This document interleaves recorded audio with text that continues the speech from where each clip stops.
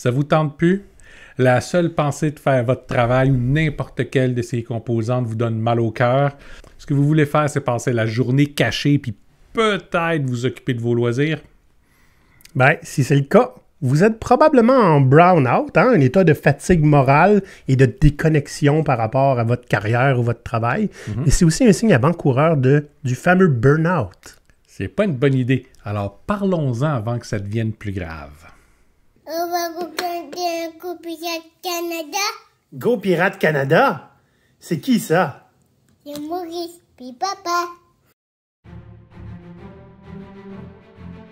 Olivier et Maurice sont deux pirates barbus qui n'apprennent pas à se limiter. Ils flirtent fréquemment avec les brown-out, voire les burn-out, et vont essayer de vous mettre un peu de plomb dans la tête pour que vous ne preniez pas le même chemin. Parce que c'est définitivement un sujet avec lequel il vaut mieux prévenir que guérir. Ils vont aussi vous raconter comment ils ont vécu ça. Voici leur histoire. Je te regarde, qu'est-ce qui t'est arrivé avec ton costume? Dude, moi, ça me tente tellement plus que je viens travailler en mou. Bon. Non, ah, pour vrai, j'ai oublié ma chemise. Man up! Ouais, mais tu vois, ce que je viens de dire, là, ça me tente tellement plus que j'ai même plus envie de m'habiller comme du monde pour aller au travail. C'est un signe avant-coureur. Puis on va en parler des signes aujourd'hui. Absolument. Ouais. Les brown-out puis les burn-out, c'est des maladies qui sont normalement liées au travail. En fait, c'en est une véritable épidémie, il y en a partout. Puis là, on parle avant le début de la pandémie. Ouais. Fait que depuis ce temps-là, la pression ayant augmenté, les chiffres sont un peu plus excessifs. Ouais. Mais le fait est, depuis quelques dizaines d'années, on a vu les instances de burn-out d'abord, puis de brown-out quand on a commenccomment à réaliser que c'est quelque chose qui existait aussi, Absolument. augmenter, voire exploser partout. Et, tu sais, Maurice, je serais pas surpris que la fameuse, comment t'appelles ça, la grande démission, hein, ça soit, entre autres, le fait que la pandémie nous a montré qu'il y avait autre chose qui existait et qui a mis beaucoup plus de lumière sur le fait qu'on ne trouve pas notre compte souvent dans le travail puis qu'on n'a pas enduré ça. Oui. Fait que, tu sais, des fois, on s'est juste rendu compte qu'on était dans un brown-out puis qu'on a d'autres options. C'est ça qui arrive, entre autres, hein, je pense, là, sérieusement. Là. Oui, des fois, c'est parce qu'on ne trouve pas notre compte dans le travail, mais des fois, c'est vraiment juste que tous les éléments sont là, mais on n'arrive pas à avoir une victoire. On n'arrive pas à trouver de satisfaction dans ce qu'on fait depuis suffisamment longtemps que l'épuisement vient nous chercher jusqu'en notre profond. Ah, ouais. Tu sais, toi puis moi, on est habitués à faire des brown-out, on les collectionne. Ouais, souvent on les fait en même temps. Oui. Hein? Des fois, on les fait chacun notre tour. Ça arrive. Puis moi, j'ai fait 2 burn-out au cours de ma vie et c'est pas une expérience que je recommande à qui que ce soit. Non, essayez de ne pas en faire, s'il vous plaît. Voilà, merci. C'est fini l'épisode. Donc, on va voir aujourd'hui, on va parler entre autres des signes avant-coureurs des deux. Ouais. Mais qu'est-ce qu'un brown-out? Qu'est-ce qu'un burn-out? Qu'est-ce qu'on fait quand on a les deux pieds dedans? Puis 3 trucs pour tenir les brown-out loin de vous et par conséquent le burn-out qui est comme le brown-out augmenté. Hein? Yep. Mais avant ça, on va faire une petite pause puis on va aller voir nos nouveaux niveaux Patreon.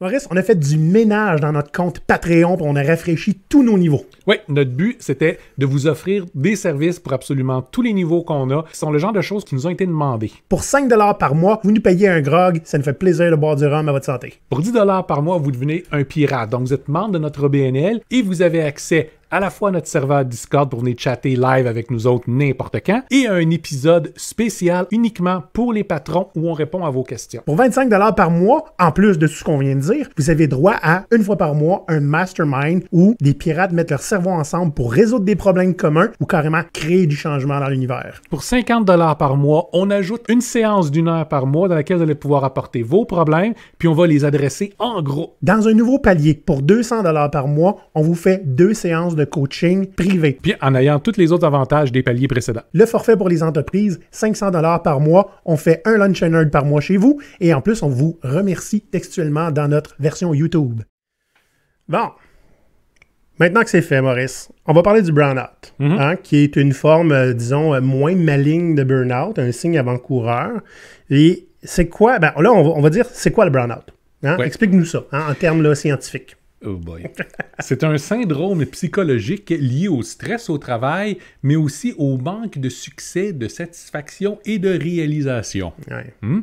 Ça peut être parce que votre carrière va nulle part. Ouais. Ça peut être parce que vous n'avez pas les conditions de succès. Ça peut être parce que vous êtes réellement, profondément engagé avec ce que vous faites, mais les barrières sont tellement là que peu importe pour réussir à avancer un pouce, il faut vous battre contre des montagnes. Ça a été la majorité, la cause racine de mes brownouts à moi. Puis des fois, c'est parce que l'environnement autour de vous est toxique. Puis tout est demandant, tout est pénible, puis ça vous épuise. Donc, le burn-out comme le burn-out sont liés à l'épuisement. Ouais. On trouve pas de sens dans le travail. Oui. Hein? On aime notre travail, mais on fait répétitivement des choses qui n'apportent absolument rien au monde, à nous-mêmes. Des fois, c'est juste en se rendant compte que ça apporte beaucoup d'argent à quelqu'un qui a 4 Lamborghini. Hein? Pour nous, c'est pas satisfaisant. Hein? Fait que, tu sais, il y a un paquet de choses qui peuvent mener au burn-out, mais généralement, c'est une insatisfaction qui est constante et presque maladive. À un moment donné, on se rend compte qu'il n'y a plus rien pour nous autres dans le travail. Là. Exact. Puis il y a plein de symptômes qui sont liés à ça. Hein? Ouais. Boire en travaillant, Maurice? Il va y avoir le manque d'énergie constant. Hein? Quand vous levez le matin et vous êtes fatigué, là, c'est pas bon signe. Vous allez voir une perte d'intérêt pour ce que vous avez à faire pour votre travail, même si vous l'aimiez beaucoup. Puis même si vous l'aimez encore, c'est possible que vous n'ayez juste pas envie de le faire. Ouais. Vous allez vous retrouver désengagé. Vous allez avoir de la mauvaise humeur. Hein? Puis vous pouvez aussi adopter des comportements obsessifs qui ne sont pas toujours très sains, basés sur le genre d'activité qui vous change la tête de votre travail habituellement. Donc, si vous avez un loisir, ça se peut que vous vous retrouviez à le faire de façon compulsive. Genre toute la journée, là, on passe à jouer à des jeux vidéo. Et ça m'arrive une fois de temps en temps, quand je sors mes jeux vidéo, ben, c'est habituellement pour 12 heures en ligne. Après ça, je ne rejoue plus pendant des mois. Mais c'est parce qu'il y a un besoin. Là, on a besoin d'une déconnexion complète puis totale. Peinturer les petits bonhommes. Une autre affaire que j'ai tendance à faire. Ouais. Tu sais, moi, à un moment donné, dans un emploi, quand je commençais à m'exposer sur LinkedIn, moi, je tripais. Je disais, wow, man, je parle de j'essaie ici, j'essaie ça au travail, c'est de même que ça se passe.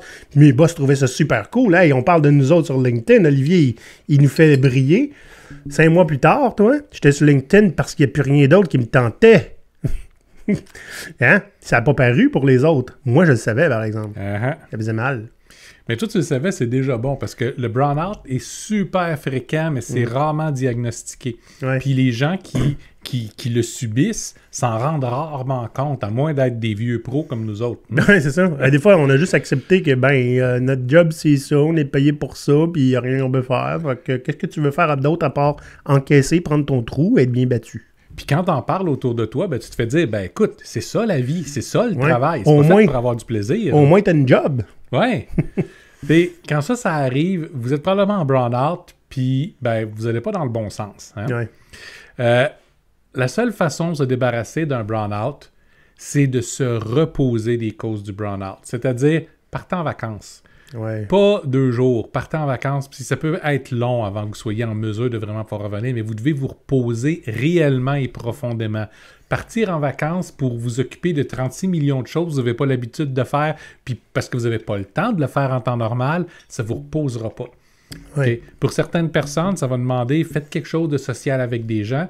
D'autres personnes vont demander d'être en isolation complète au pôle Nord. Ouais. Trouvez ce que vous avez besoin, mais vous devez prendre ce temps d'arrêt-là. Puis ce temps d'arrêt-là va être plus que 2 semaines. Faites quelque chose qui vous énergise, hein? Pas juste passer le temps puis essayer d'éviter de penser au travail. Là. Quelque chose qui va vous donner l'énergie à un moment donné. Là. Mais on va dire une chose, Maurice. On va quand même vous souhaiter que votre employeur soit compréhensif. Parce que c'est pas tous les managers qui vont accepter de reconnaître l'existence du burn-out. Non. Puis qui vont juste vous dire donne-toi un coup de pied dans le derrière ou bien va-t'en ailleurs si t'es pas content. Garde, je vais te motiver, là. Retourne travailler. Tant mieux si vous avez un système d'aide aux employés. Il y en a qui ont ça. Ouais. Good for you, utilisez-le.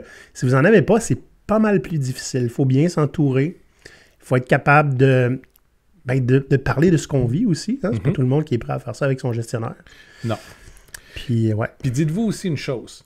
si vous vous rendez à ce point-là à votre travail, souvent, c'est parce qu'il y a un problème dans votre environnement de travail. Pas nécessairement une personne ou une affaire en particulier. Des fois, ça peut être juste général. Soit l'environnement ne vous convient pas, qui va être souvent l'excuse qu'on va vous donner. Hein? Ah, ben là, t'es pas fait fort, t'es pas fait travailler avec nous autres. T'es peut-être pas prêt de travailler avec nous autres. C'est ça. Puis, des fois, c'est parce que votre environnement est vraiment toxique, là.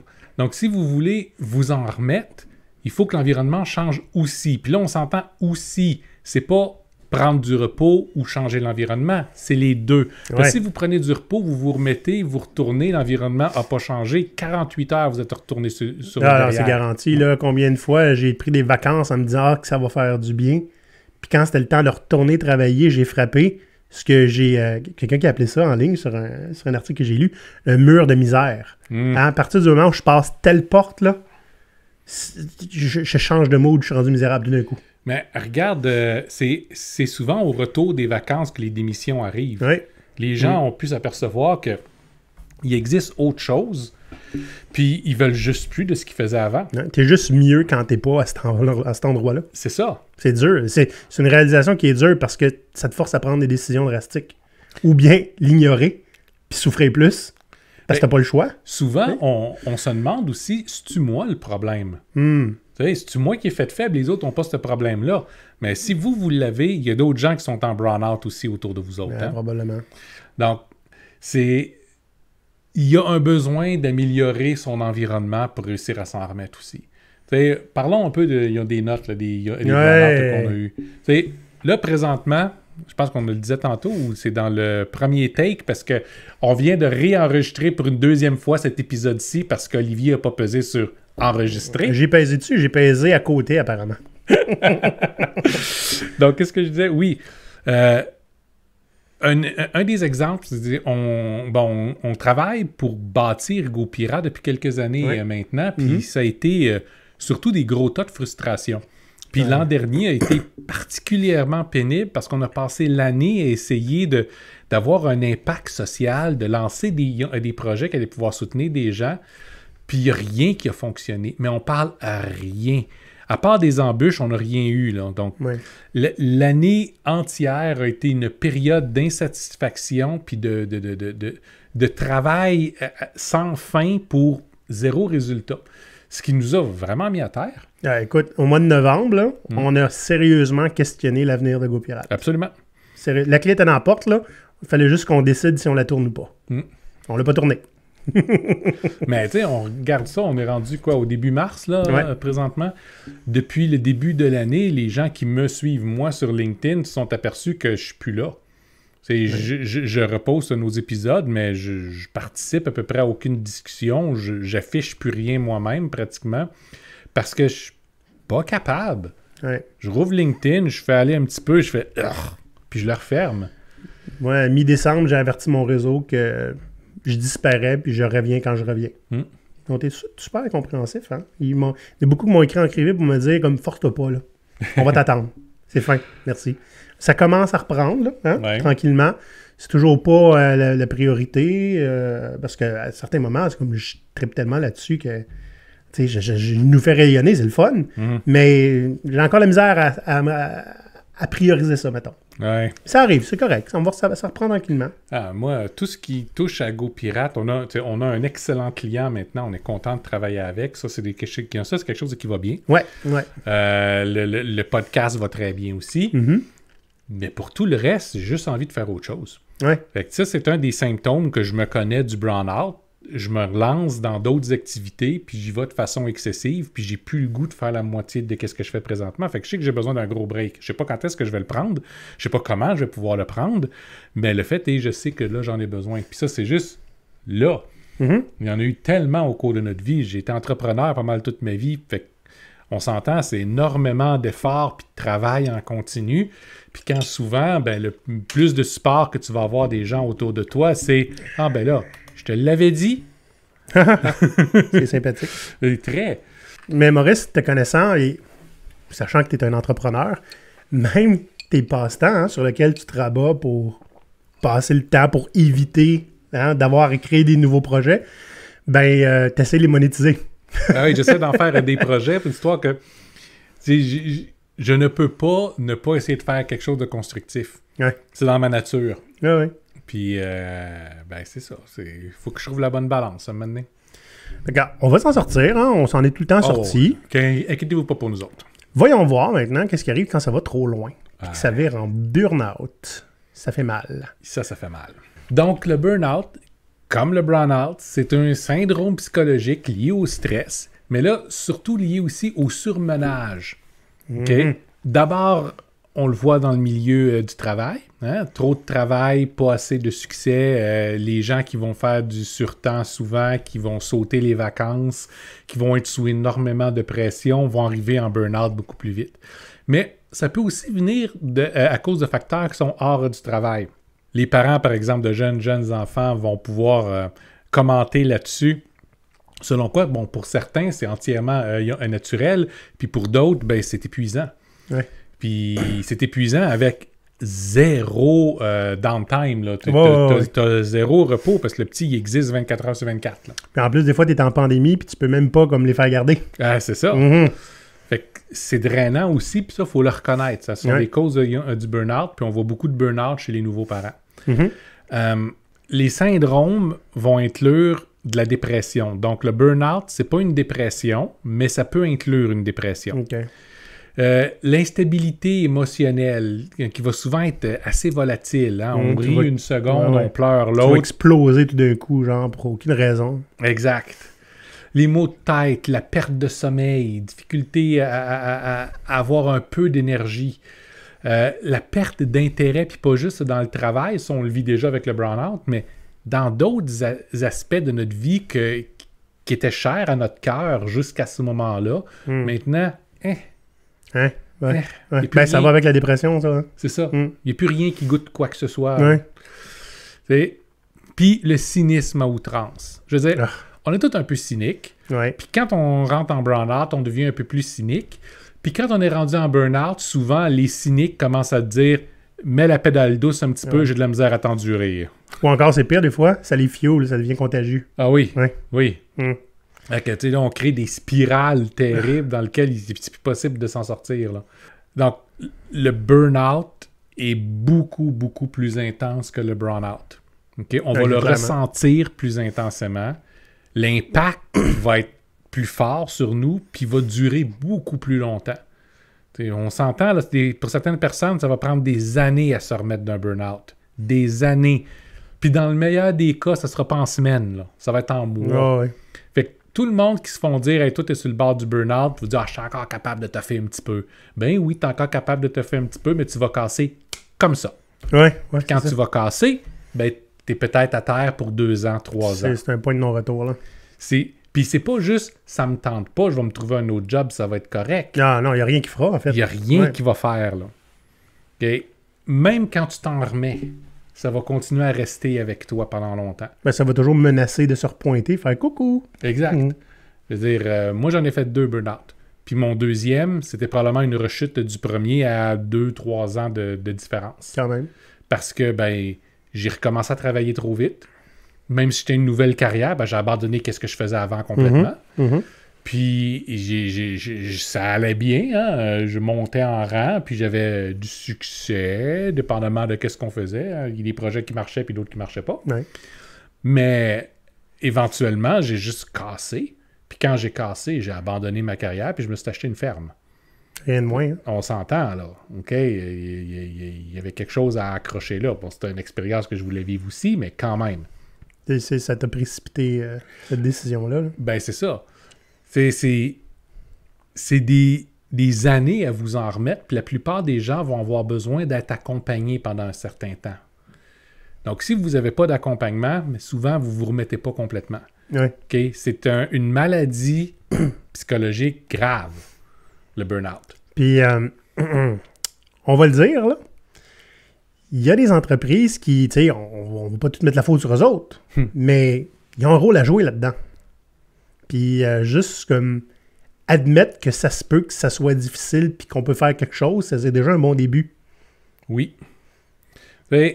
Toutes les entreprises qui vont continuer à utiliser la métaphore de la machine bien huilée, là, ben il y a des bonnes chances qu'il y ait des employés qui vont passer en burn-out assez facilement. Ouais. Parce que comme dans toute bonne machine, hein, les pièces sont interchangeables. C'est ça.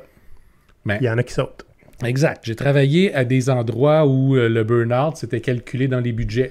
On savait que ça allait arriver. Ouais. Comme une grippe. Comme une grippe. Ça, c'est inévitable. Il va en avoir une coupe par année. Fait qu'on calcule ça. On s'assure que cette personne-là soit remplaçable. Donc, on s'entend, hein, ça semble être une saine politique de gestion.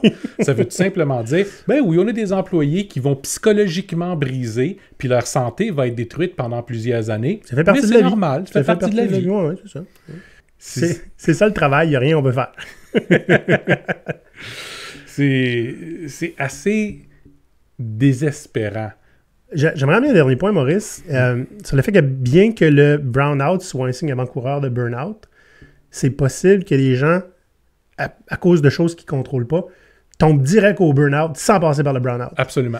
Moi, j'ai connu quelqu'un qui était au meilleur hein, de sa zone d'influence, au top de sa carrière, qui a accepté un nouveau défi ailleurs, dans une autre entreprise, et que, écoute, après une semaine, elle pleurait. Après 3 mois, elle est partie en burn-out, puis elle n'a pas travaillé pendant 2 ans. OK? C'était toxique à ce point-là. Oui. Ça a juste précipité la patente, là. Pour rendre ça imagé, Ouais. imaginez que vous vous promenez en motocyclette. Ouais. OK? Le burn-out, c'est le moment où vous allez commencer à mettre votre main par terre pendant que vous roulez à au-dessus de 100 km/h, puis que là, le gant va se défaire, puis la peau va se défaire tranquillement, pas vite. Vous allez commencer à gruger vos os. Ça, c'est un burn-out. Le burn-out, vous rentrez dans un mur. OK, ouais. C'est sec. C'est sec. Ça surprend. Fait que des fois, vous allez commencer par un, puis vous rendre à l'autre, puis des fois, ben, il y a juste un mur. Hein? Ouais. Ouais. Walls happen. Oui. Je ris, mais c'est pas drôle. Là, on va parler des choses sérieuses, hein, parce que burn-out, burn-out, c'est pas vraiment sérieux. C'est des niaiseries.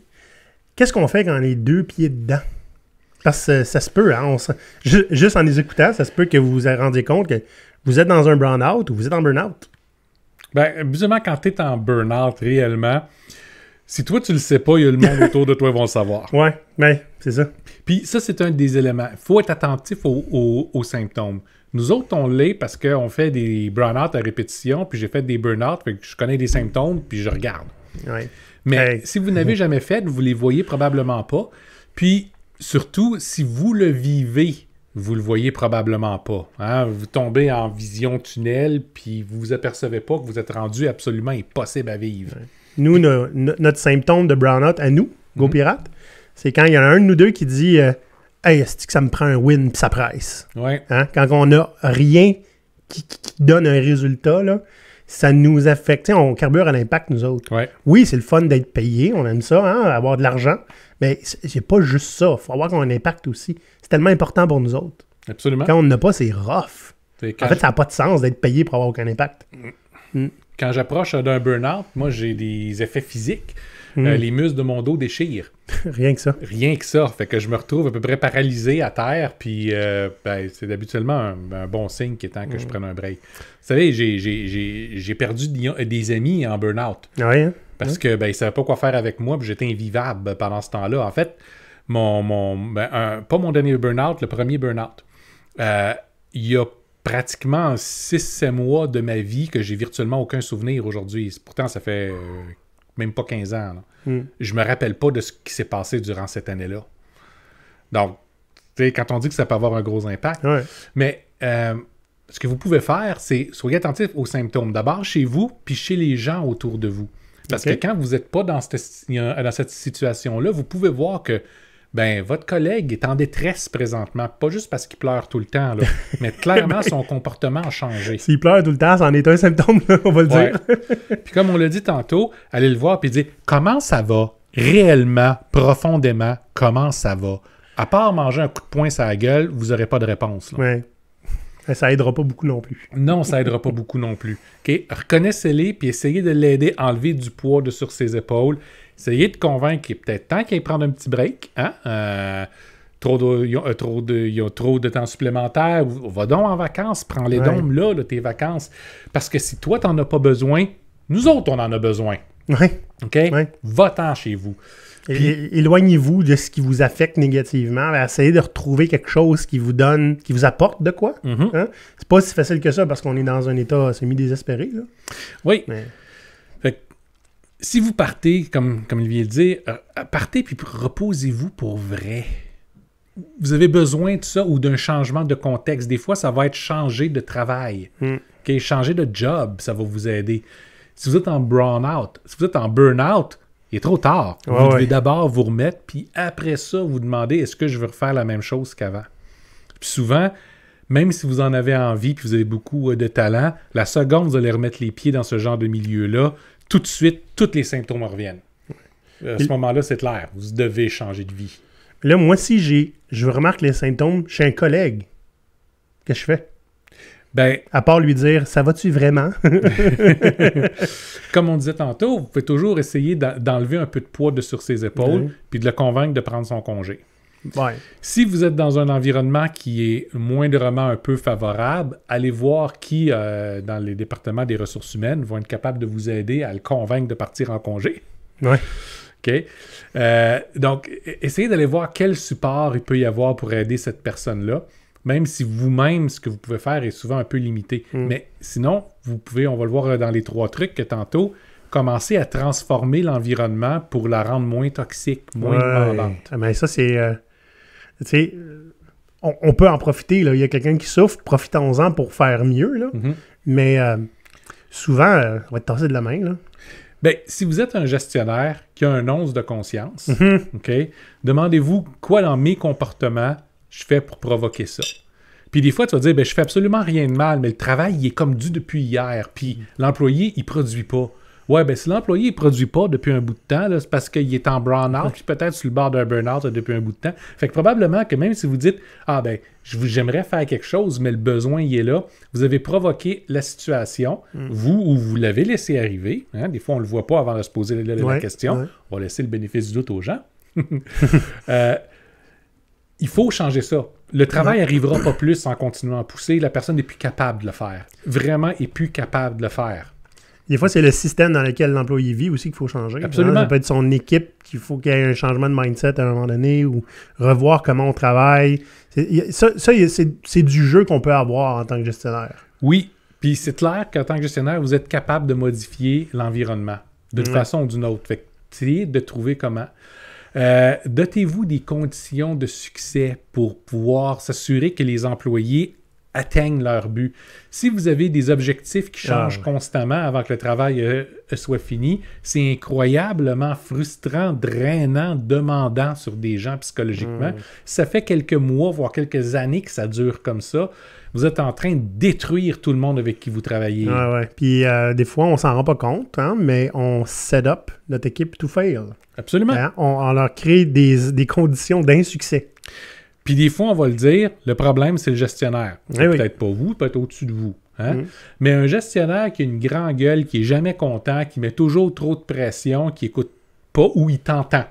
T'écoutes pas, j'entends ce que tu dis. J'entends ce que tu dis. Mais là, il faut que tu comprennes que, OK, il n'a rien entendu, il n'a rien écouté. Des fois, c'est ces personnes-là qu'il faut que la tête roule.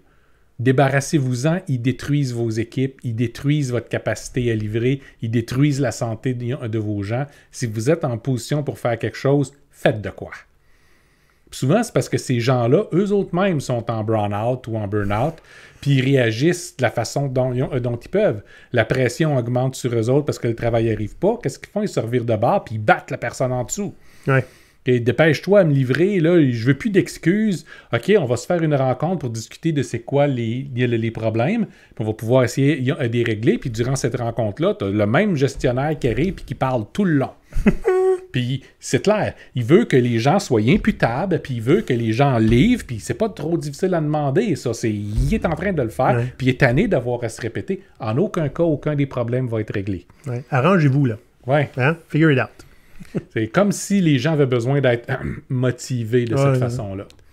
Fait que ça, c'est des choses qui sont à repérer, puis c'est des choses qui sont à adresser. D'une façon ou d'une autre, il faut que ce soit adressé, sinon, non seulement la personne qui est en burn-out, potentiellement en burn-out, va partir, mais ça va continuer à se répandre ailleurs aussi. Bon, Maintenant, si on veut pas que ça arrive, Maurice, hein? Ouais. Il y a de quoi faire avec ça. Il y a des trucs pour garder le burn-out, évidemment les burn-out, plus loin de nous. Oui. La première des choses, dites-vous que le travail, OK, c'est un marathon. On va travailler pendant des années dans notre vie. C'est pas une course. Ouais, mais tout est urgent, Maurice.